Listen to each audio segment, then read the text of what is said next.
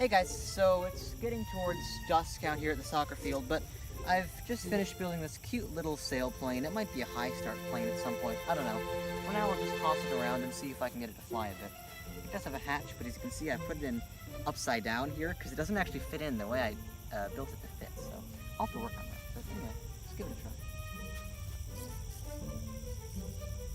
Yeah, it flies. And again.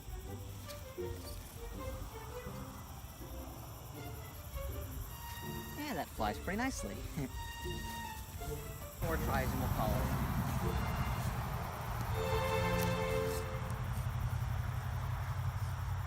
Oh, it goes right very aggressively. It wants to turn right a lot.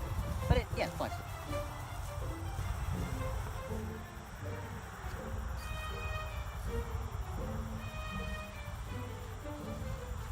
Nice.